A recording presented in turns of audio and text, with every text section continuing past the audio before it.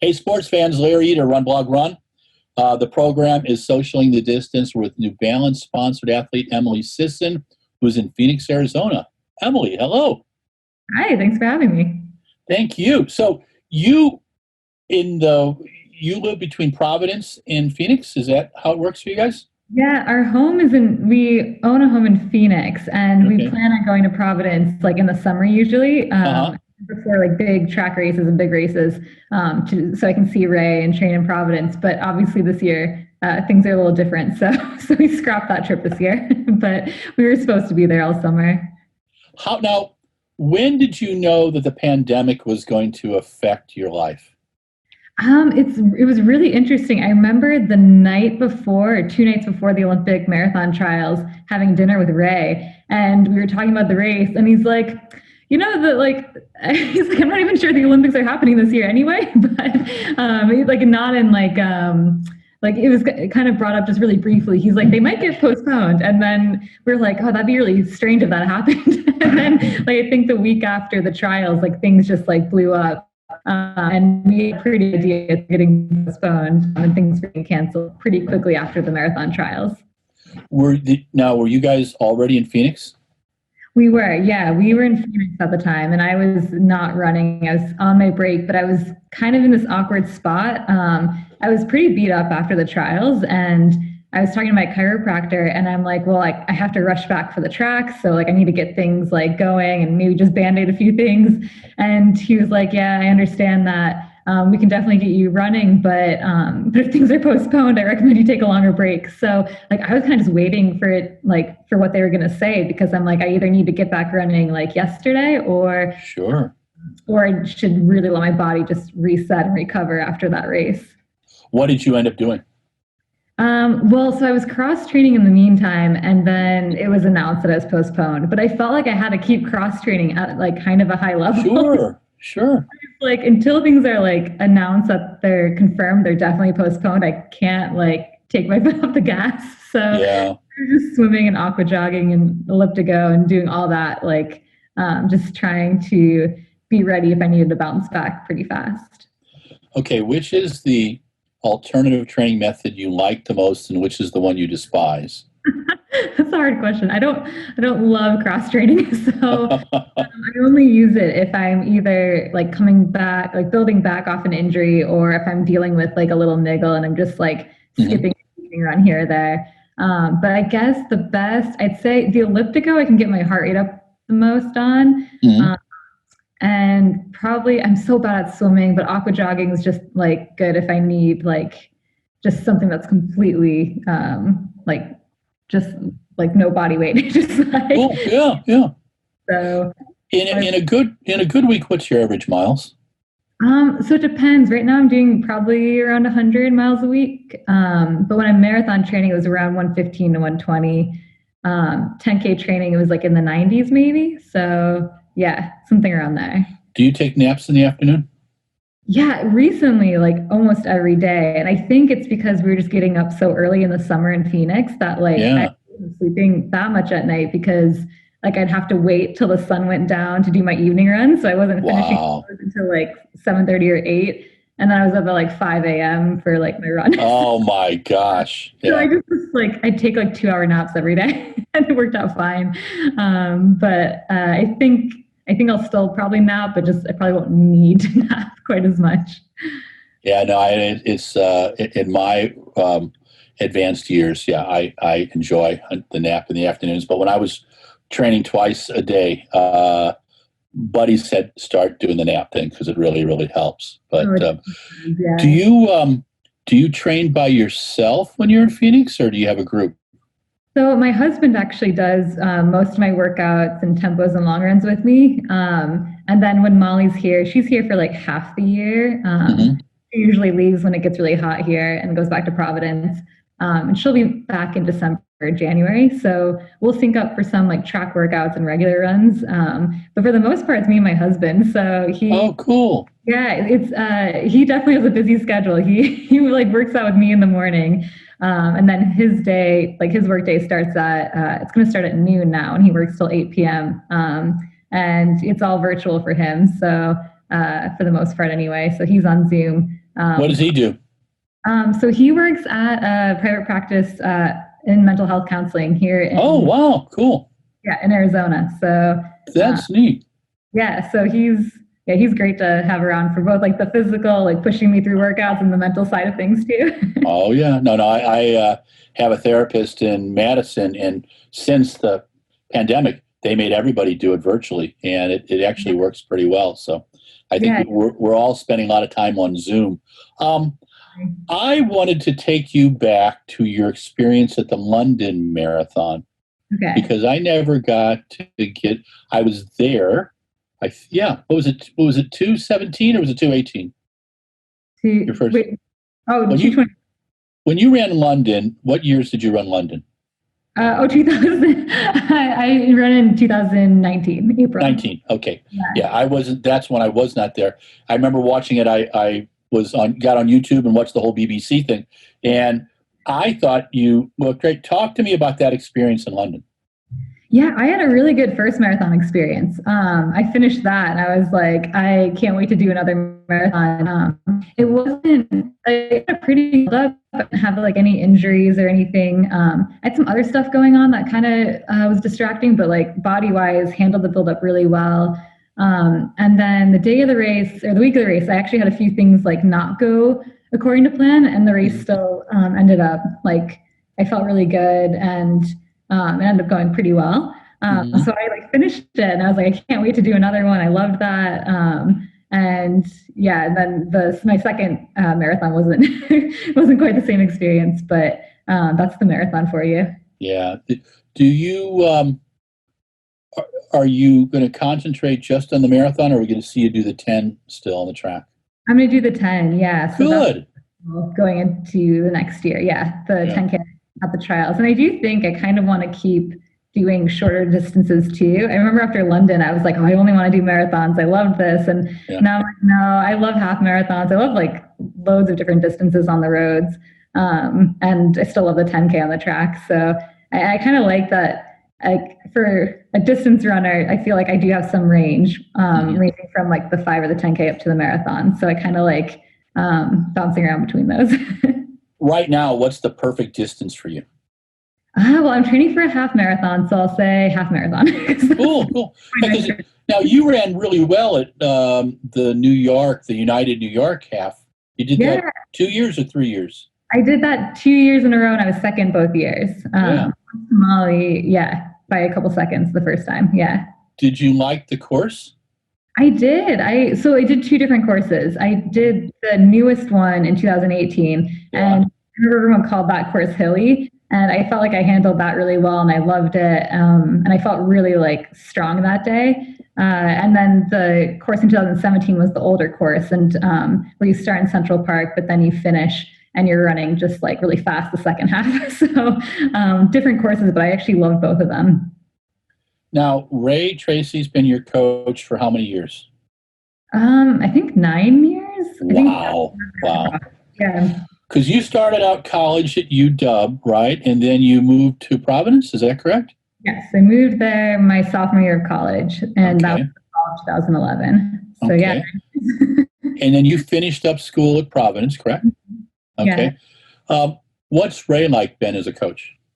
Oh, Ray's been great. I mean, clearly, I've stayed with him for 9 years because I think he's so good. But no, I remember when I was transferring my freshman year, the couple schools I had it narrowed down to, I was like I really was looking at the coaches and their training philosophies, and also just like the success they've had with a number of different athletes. And that's what really stood out to me with Ray, is how like across the board, he's had so many different runners run like, at the time, for like low 15 minutes for a 5K was like really impressive, which it still is. Yeah. Obviously the super shoes are changing things a little bit, but just the number of people he's had break like 15 minutes in the 5K or make Olympic teams or win NCAA titles, like that really stood out to me. So like I went there and I remember talking to him on my visit, and he really is someone that adopts like the long-term approach. And I felt like I knew he'd set me up well if I did want to run professionally after college, which he did. I felt like I got a little bit stronger every year. He slowly built me up. And then as a professional, I just really trust his training because I know it works for me. So Yeah. If you were talking to your high school self now with your life experience, what would you tell that 17-year-old who's getting ready for Foot Locker? What was ahead of her? Or Ooh, what so would much you I'm think? trying to think. Like running wise, training wise, or just life? Yeah. Running wise, training wise. Okay. I guess training wise, I'd tell her like, well, one, I'd tell her like, it's okay to relax every once in a while, enjoy this. Running's supposed to be fun. Hmm. And I think I definitely, when I was younger, I put a lot of pressure on myself. So I'd probably tell her that. Tell her not to compare herself to others. As a teenager, I definitely feel like I was definitely more insecure as a teenager. So I feel like this might be more life advice, but in training Sure. life, just to be patient and just like, I guess it's so cliche, but do trust the process and trust your coach. Did what was your experience like in college? Did you enjoy Providence? Did you enjoy being on a team? And how was that for you?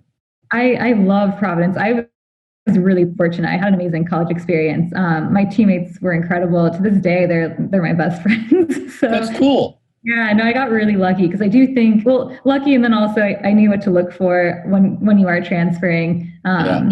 I had a good team at Wisconsin too, actually, a lot of really good friends, but I knew the importance of looking at the people you're going to surround yourself with and making sure it was a good environment. So I got really lucky and it worked out well.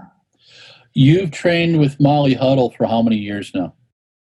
I'm trying to think. So I finished college in 2015. So yeah, 5 years, I guess. Yeah. Wow. 5 years now. What's it like training with the person that you're competing with on many occasions? I get this question a lot. We do make it work pretty well. I do think like a lot of people can make it work where you can train with people Yeah. you're competing against.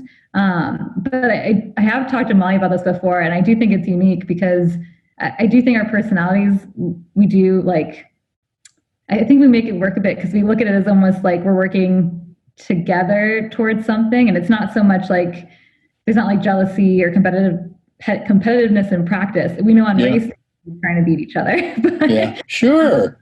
but I do think there's this mutual respect, which I think is important. And I've said this before to people, like your teammates on like your college team or high school team, you don't need to be like best friends with every person that you train with, but as long as you respect each other. And luckily, I really like Molly. I think we do get on really well together. But that mutual respect, I think, is so key for teammates.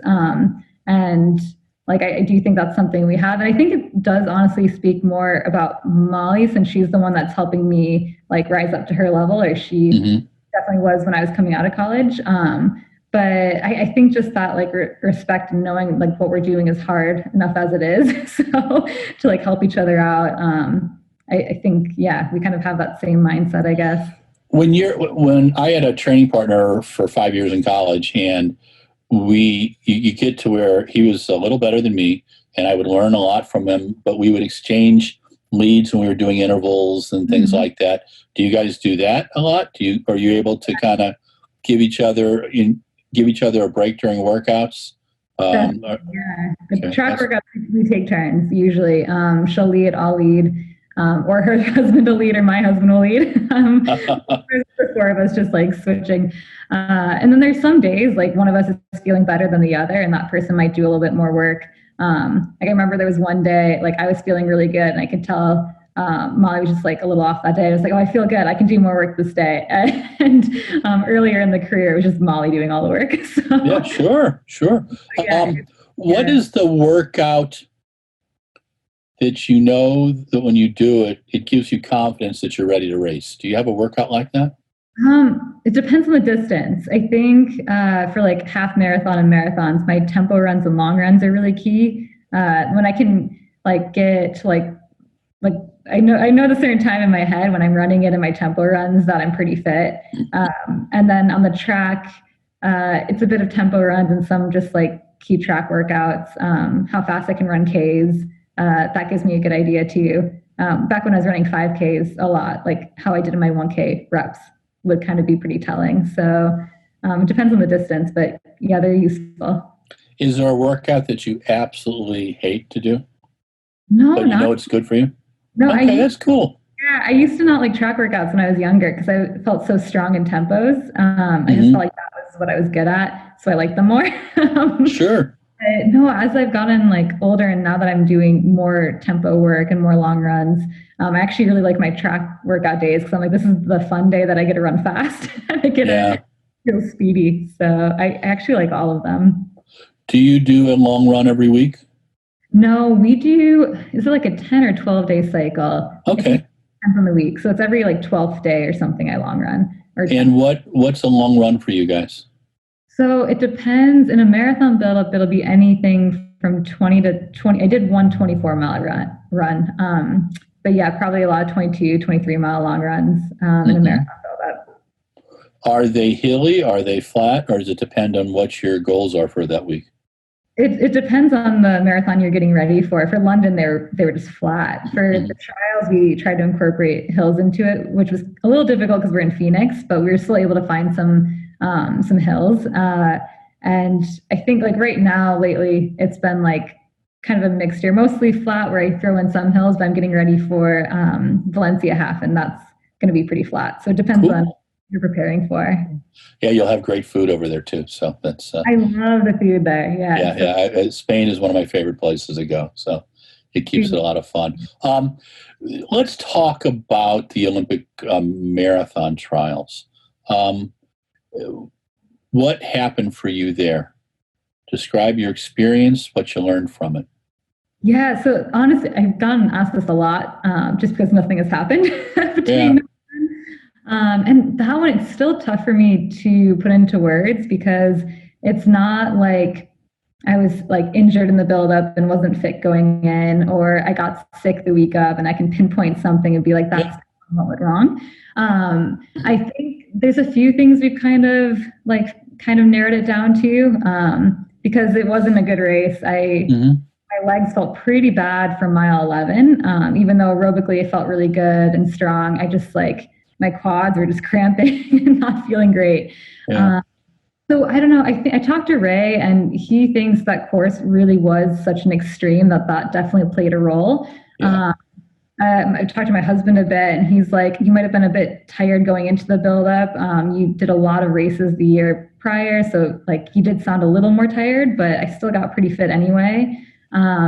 One main thing though that like I couldn't wrap my head around though prior to the race was everyone just kept talking about how hilly it was, and I know I've run well on hilly courses in the past, so I was like not that concerned at first, and sure. then it was when I started looking up like the elevation profiles of those like hilly courses that I was like, wait a second. Like I think New York Half, I've told someone else this. I could run the New York Half, the newest course, twice in a row and make it a full marathon, and it would still be like just over half as hilly as the trials. And Wow. everyone called that hilly, so Yeah. I got so confused. And I don't like want to make like it sounds like I'm making an excuse. No, We're just trying to pinpoint what happened. Was it sure. like too much racing? Was it just that course didn't suit me? Did I not fuel right? I don't know. Like those were the two things we thought of that probably played Okay. a role. But yeah, it's hard. I never will know for sure. So Okay. hoping to learn though in the next one. 10Ks on the track. How many of those do you do a year in a regular year? There actually aren't that many typically. So usually like one at Stanford. Sorry, my voice. No One at problem. Stanford, one at the trials, and then hopefully you make worlds or the Olympics and one there. But other than that, like so three tops maybe. Hmm. There just aren't that many to run. So I think I think I did three in 2019, Stanford, USA's, and then Worlds. We have some great pictures of you from 2019. Oh, Uh, really? and leading the pack. I put them up actually on RunBlogRun, but I'll get some sent over to you. You know, And Mike did them, and there's some wonderful ones of you leading the pack. they And then pretty there's a ones. Yeah, they turned out great one of you finishing too, which is really cool. But what do you like about the 10,000 on the track? I think I like it because compared to the marathon, it just feels like faster, and it's kind of Sure. nice to see my legs turning over. And it's just a different style of racing. I think I still prefer racing on the roads a little bit more over the track, but because I do so few track races now compared to the roads, I like have started to enjoy them more because I don't run as many of them.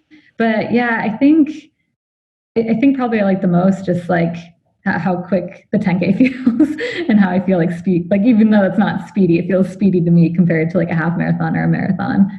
Sure. So yeah, like mixing it up keeps it fun. What has Ray told you about training during the pandemic? Any special advice he's given you? I'm trying to think. He said it's important to, well, a few things. We did take like a long reset at the beginning of the pandemic because like we just knew there was nothing happening for so long. During that time, I really kept my mileage really low and just worked on like a lot of weaknesses, trying to figure out why the same issues for me keep popping up that do. And I remember talking to Ray, and he was like, and we won't know for sure, but he's like, this could end up being good for your career in the long run. This could add like a year or two onto the end of it because you took this time that we never normally get. You normally never get this like time to like have absolutely nothing on your schedule and no races unless you're injured. And then you're like trying to like come back from that. So we tried just to like learn as much as we could at the beginning. And then recently he's like, all right, but you need to keep testing your body. You need to like push yourself and remind your body like what it feels like to push itself that hard. So like I did a time trial today and have like a race in 3 weeks, I think, 3.5. I might do another time trial just to get the body like remembering what it's like to be pushed that hard. So that was his advice. When will Ray Flynn is your manager? I've known Ray for a long, long time. In fact, let's see, in 1980, he ran the Runner's World Indoor meet in San Francisco, and I'd run the 3,000. And I got to hold his, and I think it was Steve Scott sweats, and then they cooled down with me afterwards. And I told Ray this story, and he looked really worried, and he goes, was I nice to you? And I said, yeah, Ray, you're always nice, you know. But does he ever talk to you about or try to give you a little bit of some of his experience and say, hey, this is maybe how you should approach something? Yeah, every once in a while. It's funny. I have like a handful of people I go to for advice, and Ray Flynn is one of them. Yeah. And also just like deciding what races are good to do, what will benefit me, like going into important years and things like that. Sure. So he does every now and then. But yeah, I'm trying to think of anything specific off the top of my head. Lately, our calls have just been about like logistics for Valencia, so I can't remember anything apart from that. But he's really good when it comes to like planning a trip in the pandemic. Like I like didn't know what like I needed to do to fly into Spain right now, and he like just took care of all that. So cool. Because I don't think technically Americans like are allowed to fly into Spain right now. So it's a bit of a challenge. Are you going to London first, or how are you guys doing it? I think I booked a flight. I fly into Madrid, so that's yeah. So that'll be cool. Yeah, that will be cool. I was in Spain last year with my mom for a vacation, and I loved nice. Yeah. So, Spain, that's one of the places my girlfriend and I've talked about there in Portugal that we'd like to live part of the year, you know. And so I've been trying to find I pick countries to go to see like events, you know, then hang out there for a while. So I'm trying to find something in Portugal to go watch, you know. Which would keep it kind of fun. But talk to me about have you started to think about the next marathon, or is that a little premature right now? No, we thought about it because we talked about if like I wanted to do. There's a marathon actually happening like 20 minutes from my house. On the marathon project. But we decided that to wait until after, well, hopefully after the Olympics, but definitely after the Olympic trials to do another marathon. So I won't do one until the earliest, the fall of 2021. I think it's actually been good for my body to just kind of take a step back and just kind of like reset and like work through some stuff rather than just jumping from one buildup to another buildup. Especially after the trials, I feel like I needed some time after that. So I feel like I still have a lot I want to do in the marathon, so I'm looking forward to it. And part of me like really wanted to jump in the one that's here in Chandler, Arizona. And trusting that this is probably the best decision for me. So good. Um, I'm going to give you the names of 5 athletes, and you're allowed 3 words to describe them. Okay. Okay, 3 words for all 5 of them? No, 3 words. So I'm going to give you a name. Like first one's going to be Molly Huddle, and I Okay. want you to give me 3. How would you describe her in 3 words? It's so hard off the top of my head. She's obviously very tough. She's trying to think. I can only pick 3 words. You can use more. I just like to tease and see. Yeah. Give me a short description of how you would describe her. She's definitely tough. I think people can see that. But then there's a lot that they don't even see. So like I've said this before, like she works really hard to make it look so easy. Because she does make it look easy, but she works really hard to do that. So she's definitely tough, hardworking. I would say generous. She's helped me a lot out in the beginning of my career. So Cool. What about Shalane Flanagan? Oh, okay. That'll be hard because I don't know her as well personally. It's hard when you don't know the person as well. Because I want to describe everyone as tough, but I can't think of things. I'd say what's another word for tough? What's a synonym? Let's see. Courageous, challenging. I'd say first courageous. I was actually there in New York. I was on the lead vehicle when she won New York City, and that was just cool. I don't know her that well, but there's something I really like about her attitude. I don't know what it is. I can't put a finger on it, but there's something about the way she carries herself that's so professional. And yeah, she just gets stuff done. Like I've never heard an excuse come out of her, even if for anything. Okay. And I can't think of another word. She looks like she's a good teammate to her teammates of the Barman Track Club, so I'm sure. Cool. What about Des Linden? Okay, so I know Des. Oh my God, everyone I want to describe is tough. Tough is just like a prerequisite to being a professional athlete. Everyone's level. She's gritty for sure, and she can like grind stuff out. And she's pretty funny. I really I do like her sense of humor a lot. Mm-hmm. Is that 3 words or 2? That's you're getting there. I think that's good. Okay. What about Kellyanne Taylor? Do you know Kellyanne that well? I know her a little bit. I've definitely, because I definitely meet her or see her and stuff when we're at Flagstaff.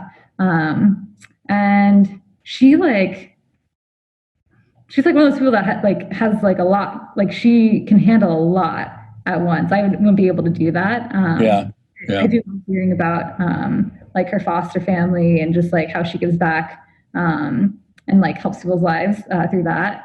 So I don't. She's also tough and probably pretty. I guess probably empathetic and caring about other people. It seems from the way she talks about others.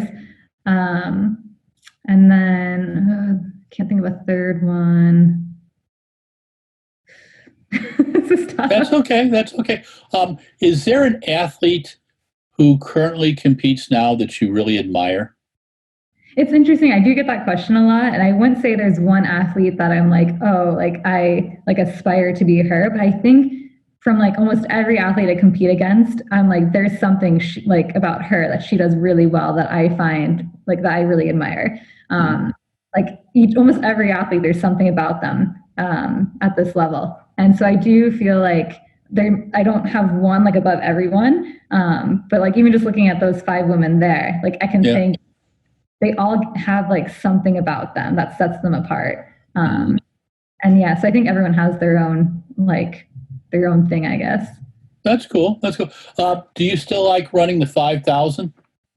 I do actually. I liked the 5K on the roads that I did in New York a couple years ago. I haven't run on the track in a while. I was wondering if I would do that this summer, but we didn't really get around to it. But I do still like it. Yeah. That's cool.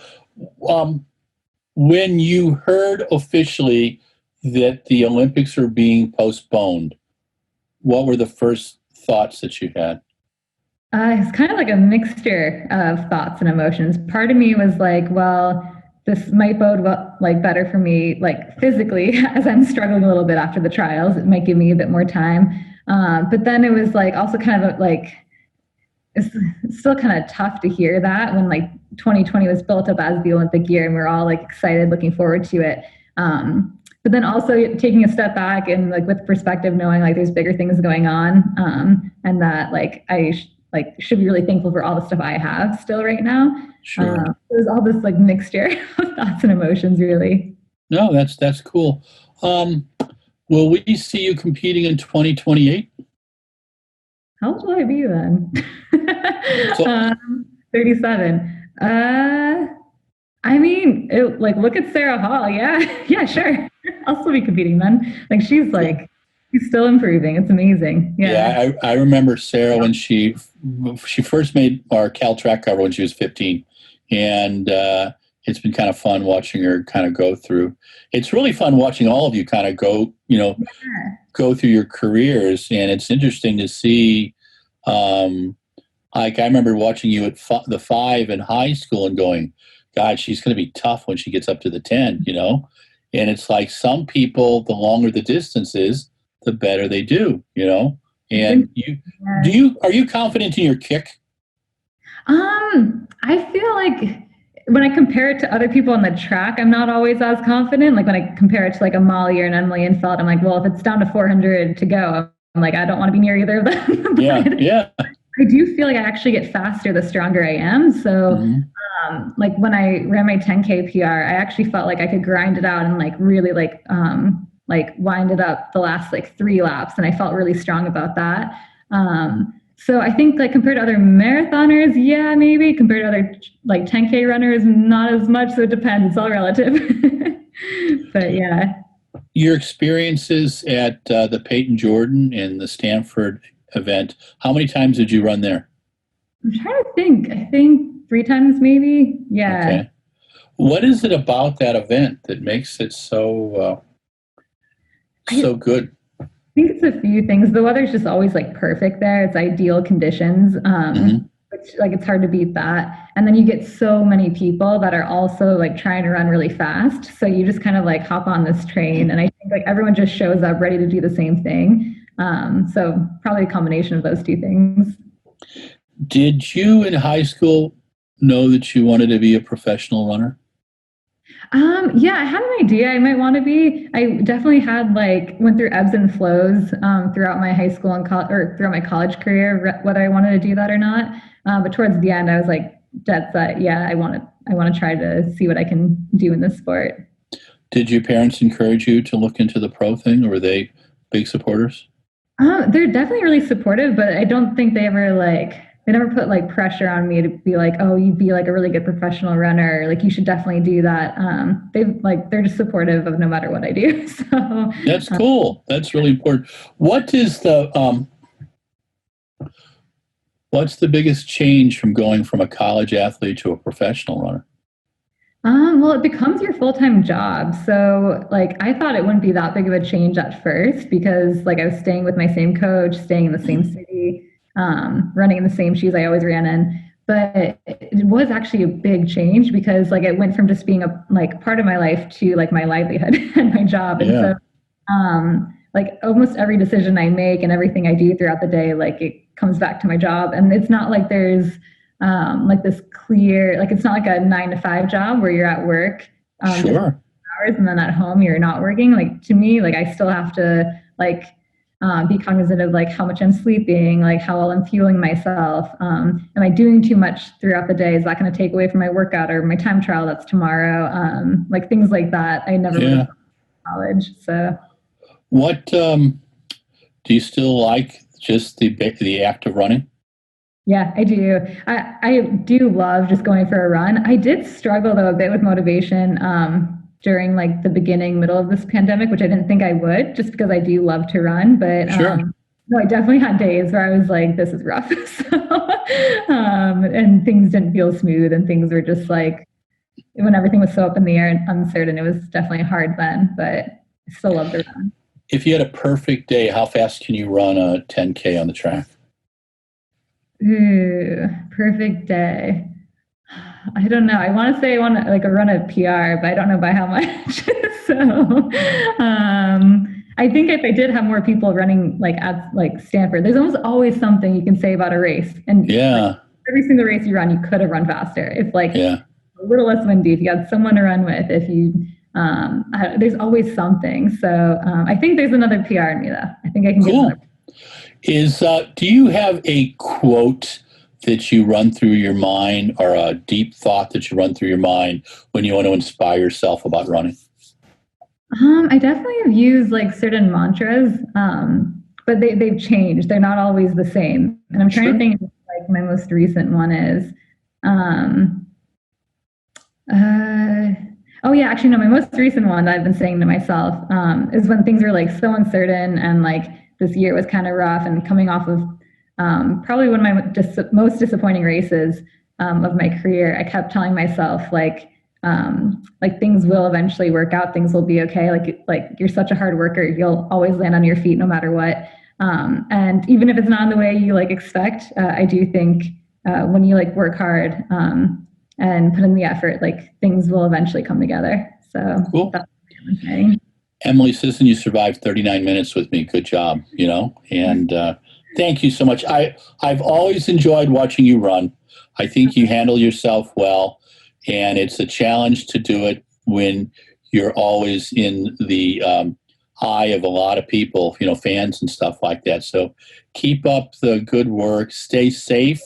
Enjoy the runs with your husband, and enjoy Phoenix. And I will get a link to Ray of the full video, and then we're going to do clips around the different questions, and we put those up too. And I'll Okay. send those to you as well, and you're welcome to use them anytime. But Okay. thank you again for everything, and thanks for the time. And I'm glad your time trial went well today. Oh, thank you. Yeah. Thanks for having me. Cool. All right. This is Larry Eder with RunBlogRun. The program is Socialing the Distance. We've been with Emily Sisson, a New Balance sponsored athlete, and she's from my home state, Missouri. So, got to say nice things about her. Emily, thank you very much. Hey, sports fans, Larry Eder, RunBlogRun. You know the drill. This is our program, Socialing the Distance, and this is the epilogue. It's actually a monologue, as people close to me say. And this is post epilogue. This is post discussion with Emily Sisson, a New Balance sponsored athlete, one of the top marathoners, women marathoners in the U.S., and a very fine 10,000 meter runner. Emily is near and dear to our heart. She's been on the cover of Missouri Runner and Triathlete 4 times when she was in high school and college. Went to school there, was a fine, did very well at Foot Locker, did very well at the National Scholastic, went to UW for a year, transferred to Providence, and for the last 9 years has been coached by Ray Tracy, one of those coaches they dropped from heaven with an Irish accent, and who teaches you the special lessons, whispers in your ear. There are no secrets. You've got to work long and hard for many years to be a great athlete. Emily Sisson is on her way to becoming one of the finest marathoners in American marathon history. I see some big races in her future. What makes her special? Her ability to build up a little bit, add a little bit on each year. Her first experience in the marathon, that was in London in 2019, was fantastic, and she ran a U.S. debut record, I believe. She's had some challenges in the marathon distance since then, the Olympic trials, to name one that was in 2020, but she's done fine over the 10,000. We talked to her a little bit about Atlanta 2020, and she said that it was a bunch of things, and she still hasn't figured it all out. I think it may perhaps was the perfect storm of her racing so much in 2018 and 19, and then in 2020 being on a course that I believe was the toughest Olympic trials course since 1968 in New Mexico. Was it New Alamosa? Yeah. And so she was on a tough course, and things didn't work out well. But she took some time off. She dealt with some of her challenges, and she's building towards a half marathon in Valencia the first week in December. And then we're going to see her on the track next spring. She probably won't do another marathon until after the Olympics. We did have that conversation that I have with everybody. Do you think the Olympics is going to happen? And she hopes it is, but we just don't know right now. A lot of vaccines need to be distributed and to be sent out for an Olympics to happen in Tokyo, no matter what our little friends in the Tokyo LOC and the folks in Lausanne are saying. They've got to do that whole Olympic speak. At the end of the day, it's not about Olympic speak. It's about people living and dying. And no chance to see one's 10th Olympics for me, or watching people run, jump, and throw is worth it if your life is going to be challenged. So those are the things that we have to think about. Emily is cheerful. She's got a good sense of humor. She trains with her husband, Shane, and they're in Phoenix right now, and they're going to stay there for a while. They live between Phoenix and Providence. She goes up to Providence during the year to train with Molly Huddle, but also to get some deep thoughts from Coach Ray Tracy. And again, I think Emily's got a lot of places to go yet.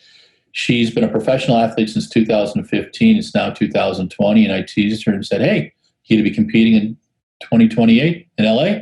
She goes, oh, I'll only be 37. Sure. So we'll see her around for a while. That's always one of my questions. I did ask her, had her do a little word association for Shalane Flanagan, Molly Huddle, let's see, a few others too. And we kept it kind of fun. But a very good interview. Emily's got a great sense of humor, and she's got the personality and the drive to be successful in the elite marathon.